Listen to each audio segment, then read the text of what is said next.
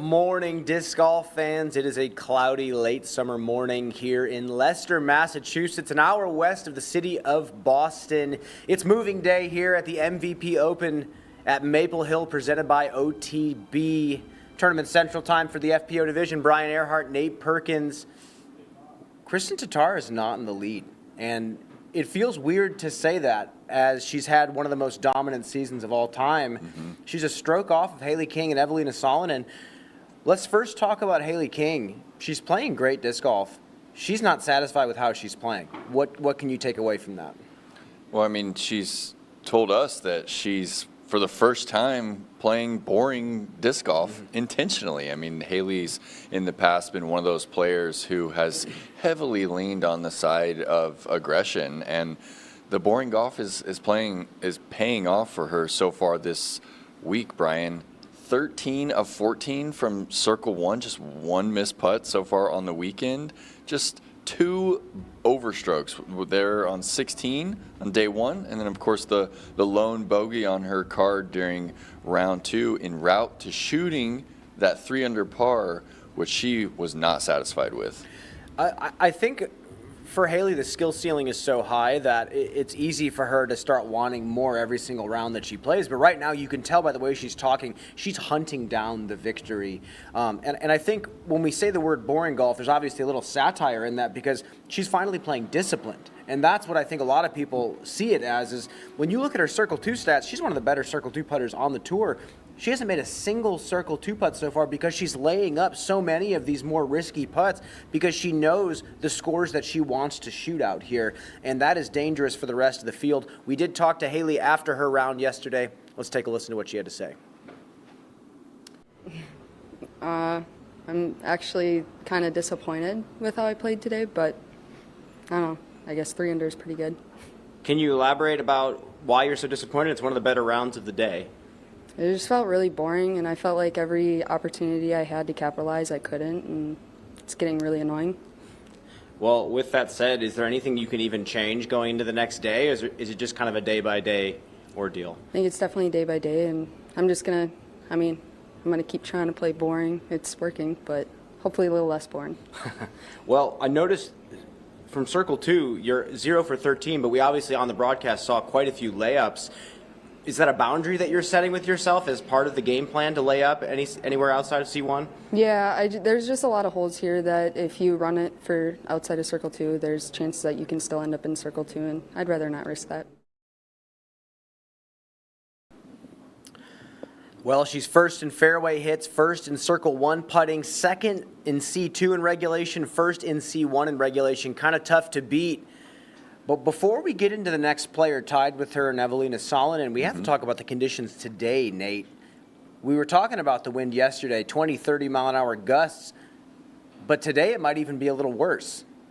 Yeah, it's going to be significantly worse out there. If you pull up the radar for Leicester, Massachusetts, it's uncanny how close this hurricane is to us. It's just 10 miles to the east right now, sitting out there spinning, and it says wind speed at 22 miles per hour, but it's showing gusts up to 35, potentially 40. There's no PDGA rule that directly references wind. It just references safety. And our trainer and safety correspondent, Seth Muncy, is out there with an app and determining if the wind speed is sustained 30 and gusting up to 40 miles per hour. Him and the rest of the team on the ground here are going to make a call of whether or not it's unsafe to play. That mainly has to do with like tree branches falling down, and they're going to make a call and determine if they can send it today. Well, we've had multiple instances years ago, Idlewild most specifically, which is a tournament that seems to always get bad weather, tree branches nearly falling on the competitors themselves. So hopefully making a decision this week before that type of thing starts to happen. But yeah, Nate, it is already extremely gusty today. And a player that said she felt like she was having a tough time even remembering how to read wind was Evelina Salonen. She's in first place, but she sounded not too confident playing in the wind yesterday. Is she just being modest? Well, I feel like it's just her attitude out there on the course. She likes to laugh things off. I mean, even when she was in the worst of her putting woes, she still had a big smile on her face. I never felt like she was embarrassed about what was going on, and she just likes to keep it light out there, Brian. And I think this is a really difficult course to read the wind because there's just so many specific pockets where it does different things based on the topography, based on the size of the tree that your lie is under. Like, it's right there, hole 11 and 12. Always, when you get back to the green of 11, it seems that it's calm, and you know it's not. And you're on the tee of 12, as we're watching Evelina throw down the hill now, and you're protected from that wall of trees behind you. And of course, you know you're going to be throwing back into the tailwind. Yeah, we do have Evelina's sound after yesterday. She still kept it light, but let's hear what she had to say. I'm happy how I finished, but I had a little bit slow start, and it was hard to wait that first birdie. It feels like when the wind picks up this strong on this course, it's hard to read it in any situation. What is your approach to playing this course when it's this windy? I don't know, I just said to Kristin that I don't know how to read winds anymore because I thought a couple times that it's tailwind and it was headwind, so it's really tough here. On hole number 13, you hit a great putt for par, and on the next tee pad, you turned to me and said it was an accident. It was a beautiful looking putt. Can you talk about it? Yeah, it was good putt, and I think it was my first C2 putt in a while, so... Was it a layup that went in? Why was it an accident? No, I was running it, but I didn't believe that I can do it. Well, you are now tied for the lead with Haley King. She made up a couple of strokes on you. Anything different that you're going to do tomorrow? It seems like the weather might get a little sour tomorrow. Yeah, let's see what happens tomorrow, but I want better start. Well, the lead card remains the same. Evelina Salonen, C2 in regulation, first place. C1 in regulation, second place in fairway hits, fourth place in Circle 1X putting. Nate, there's a reason she's in first place. Chasing her right behind, though, is the two-time world champion Kristin Tattar, who is still on one of the most historic seasons of disc golf of all time, and she's in a great spot to attack today. She played great in the conditions, 5 under par when it was 20-30 miles an hour. Let's see how she plays when it gusts up to 40.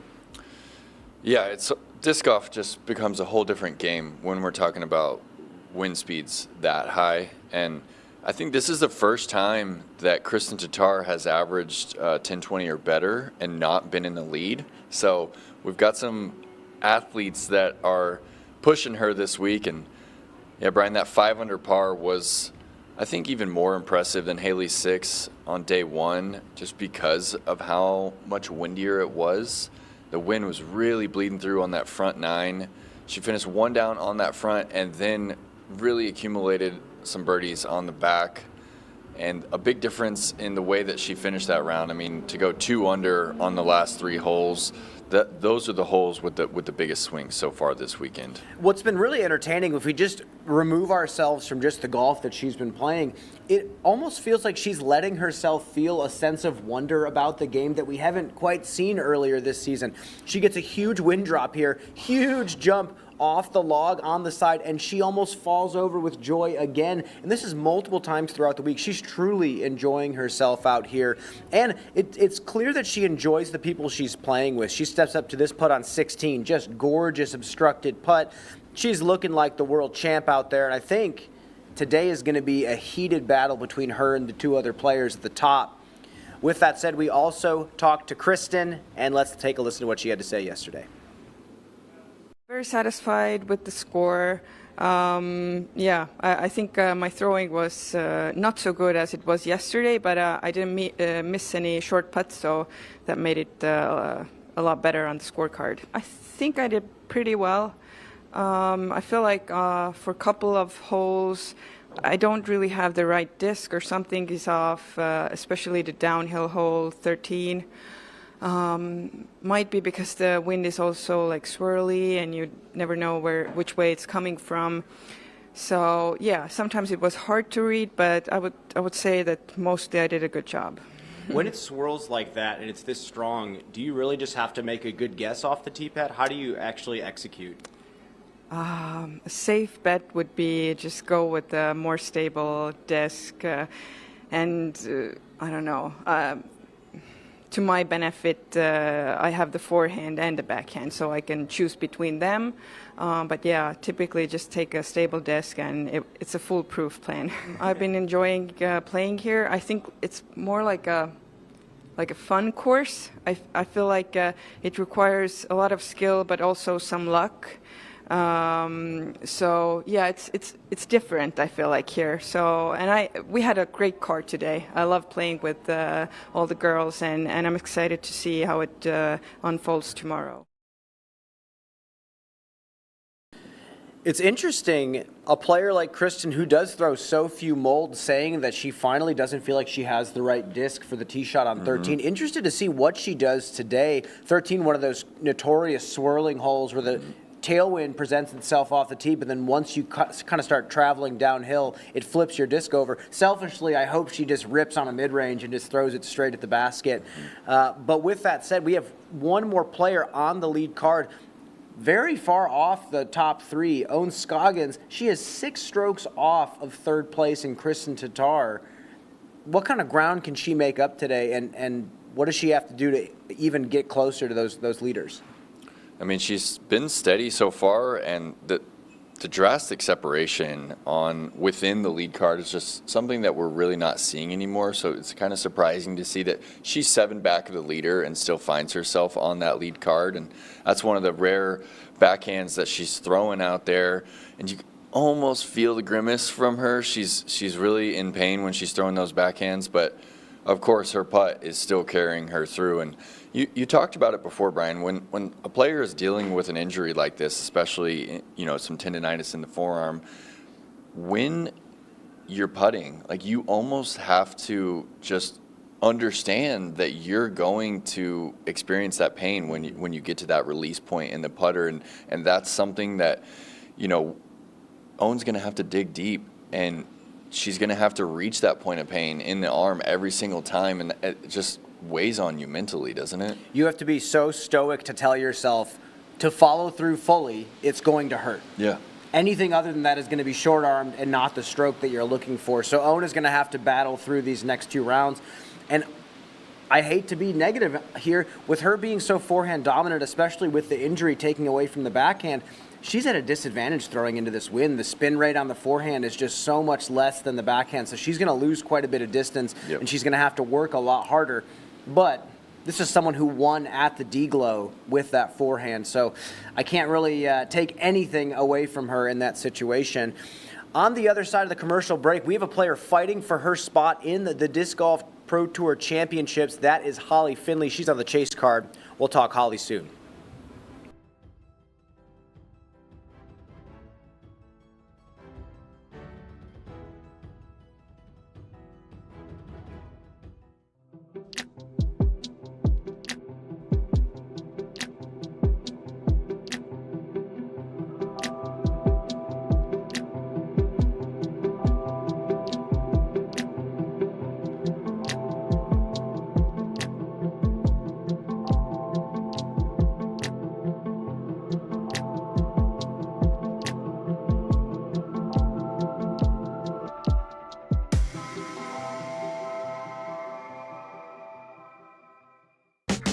I'm super stoked about my new bag line. I'm actually still rocking the very first Voyager Pro I got when I joined MVP over 2.5 years ago, so I'm stoked to get some new bags and some personalized ones just for me. We got 3 awesome colorways picked out. The James Conrad World Champion patch right on the front is such a cool touch to me. It's kind of reminiscent of the artwork on the stock Nomad. It'll be an awesome chance for fans to support me and to rock some new colorways on the Voyager bags with this release.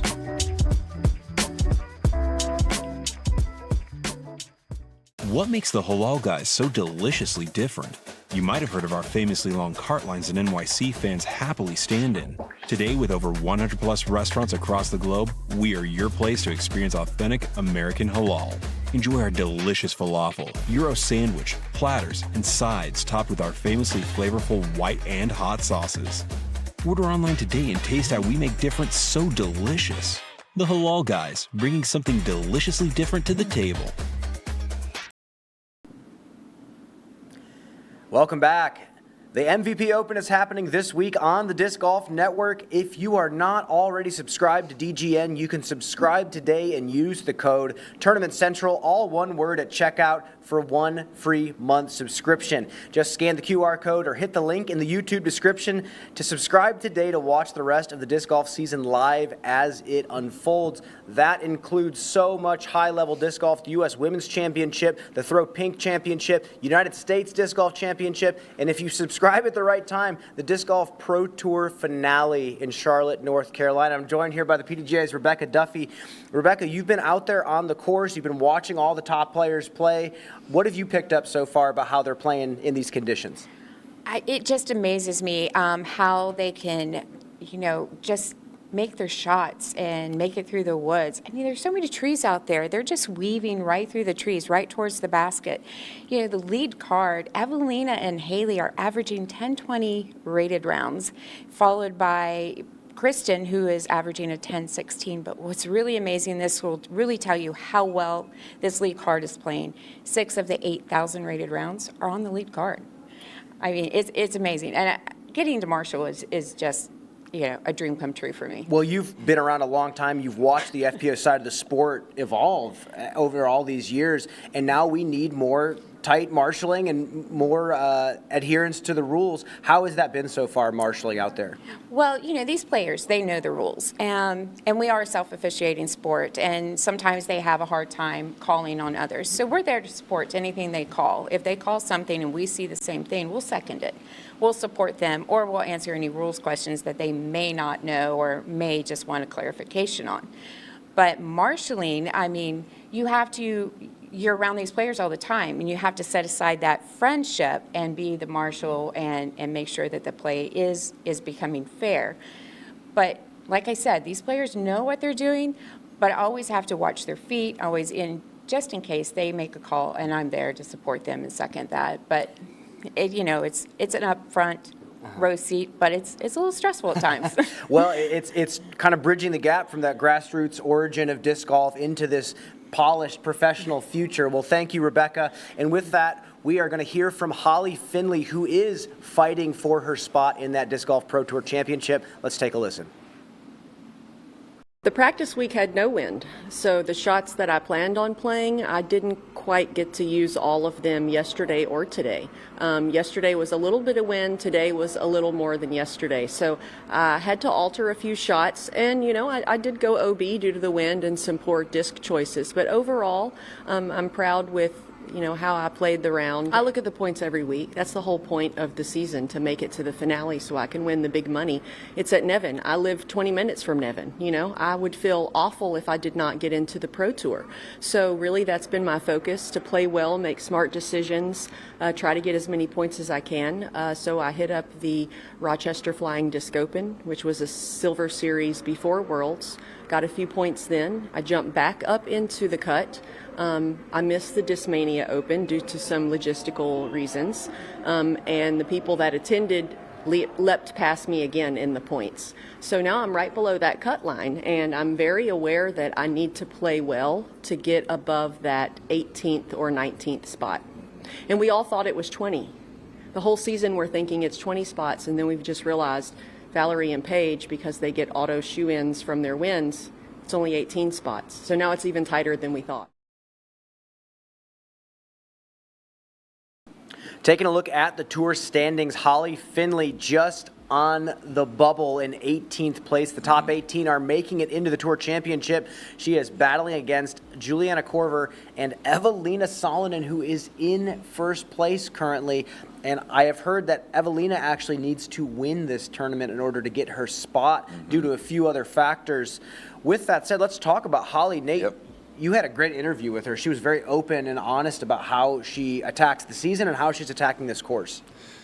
We're taking a look at her here on hole 2, just putting a full body English on that one to hold that turn, get herself into the circle, and then Kansas spin putt as it curls around inside the bucket. But I'd love to hear Holly say just how much it would mean to her to play at Nevin. Obviously, she's from Charlotte. She lives there, and she said it would be devastating, Brian, and that the whole point of the tour is to make the tour championship. I love to hear that. It just shows you, kind of puts you in the mind of the player, someone who's committed her whole life. She left her modeling career to commit herself to this game. She moved into a van. Like, she's really doing it out there. And to hear just how much it means to her to make this tour championship, I think it says a bit about where the tour's at and what the prestige really is for just even qualifying, what it means for a player like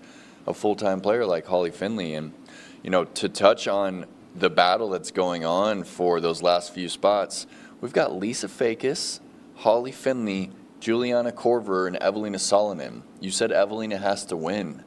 If Evelina wins, that changes it from the top 18 to the top 17.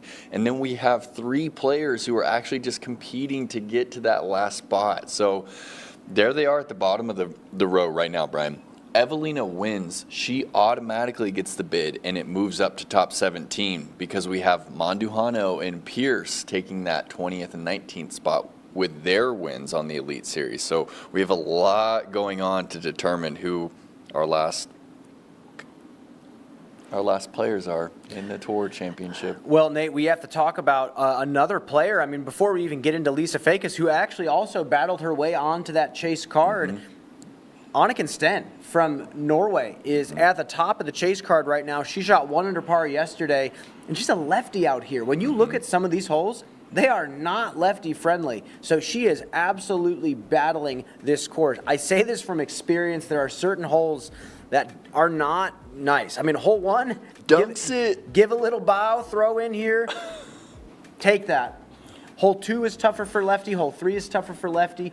Hole 4 is really not great for the lefty. There's a lot of shots out here that are not great, and the fact is she's playing the holes that she needs to play well.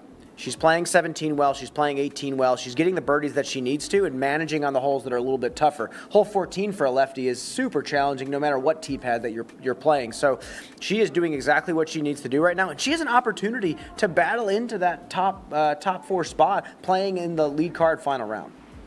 Yeah, there she is on 5. That one actually sets up pretty well for her over the water. And another just, good putt into the wind.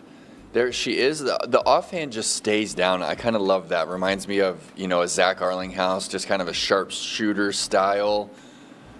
Good putt on 6. That was actually for bogey. This is such a hard lefty hole. I mean, to get this, committing to the width, that's out gorgeous. Over the water, and then the turnover. She actually goes on to miss that putt, sends that one into the water. That's a 2-stroke swing right there on the 14th.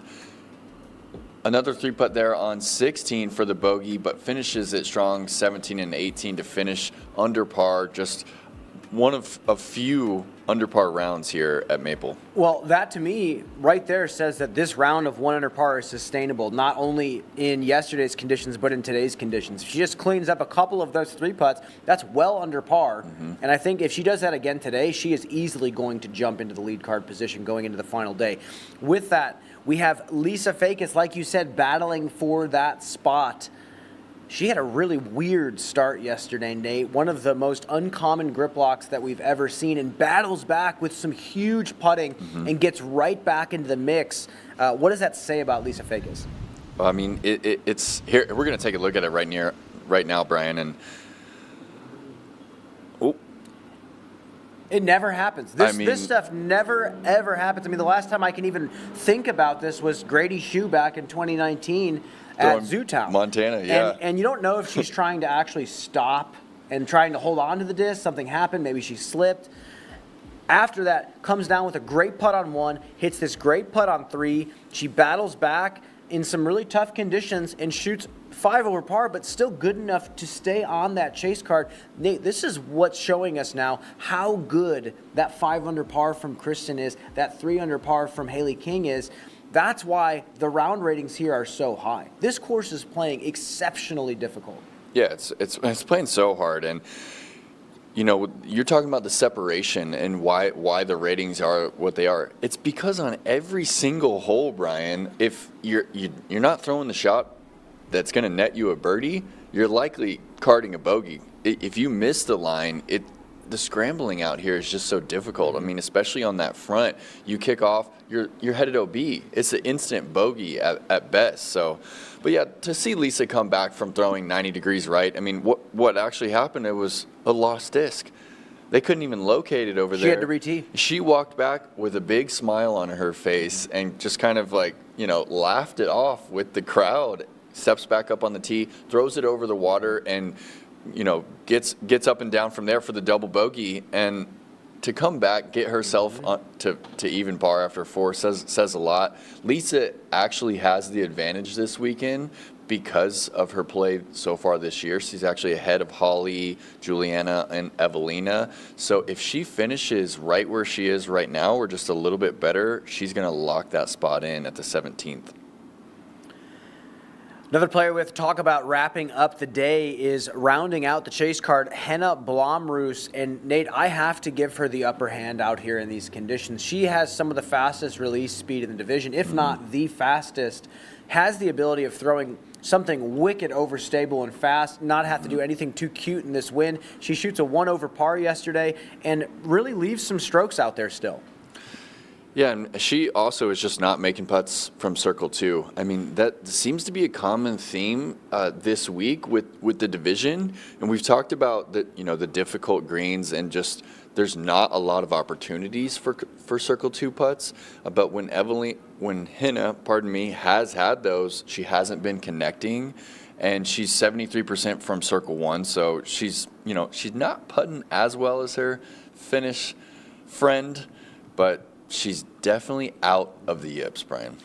It's fantastic to see. It's great to see. I mean, these are two players that we've been talking about for years. I mean, they came on the scene and instantly we were like, uh-oh, the Finns are coming. And they're still here and they're still progressing as players. I think, like you said, a lot of players are playing very conservative from Circle 2 because of really what Haley King said earlier in the week. She realizes if you just stay close to even, hopefully on the underside, you're going to be in that top 4 spot, and she's correct. Mm-hmm. I think if Henna can do that, I think Henna's going to be in a great place. I think today she really needs to lean on that strength of being able to throw faster and more overstable than the rest of the field. With that said, we are wrapping things up here on Tournament Central. We are going to get out to the ground and take a look at some FPO action. Brian Earhart and Nate Perkins, you're going to be seeing us all day long. We will see you this afternoon.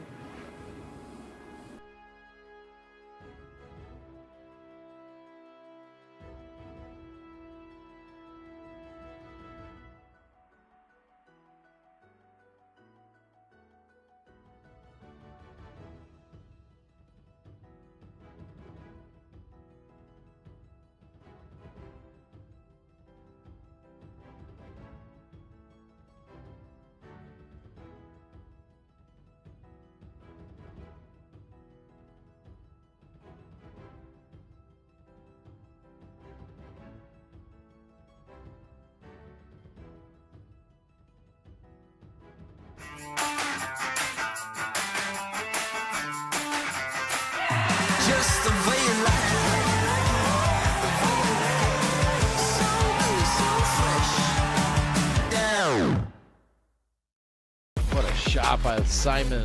What a veteran play by Simon. Beautiful putt. Great putt. I'm blown away. Champion at the Great Lakes Open, Simon Lizotte. Billy Rossini and I go back to 2007, I believe. Billy was one of the guys that was actually sponsored in Charlotte by Innova. He said, hey, here's my product, and I was already in. All the scoring that we do in our sport now is all digital. Having some sort of backup power source is going to be really important. We feel that it's good quality product. And having the stash pack that holds the cable that connects to any device, it just works. It's not just my business partner, it's my friend. And so that's why this thing really works for me. Join the Paul Macbeth Foundation's Builders Club to help bring sustainable disc golf experiences to people and communities around the world. For a small monthly donation, you can help us make a real impact. Your donation will go directly to making a difference. By becoming a monthly subscriber, you'll also receive exclusive updates on our work, special offers, and discounts. So join us today and make a difference with the Paul Macbeth Foundation. Together we can make a big impact, one small donation at a time.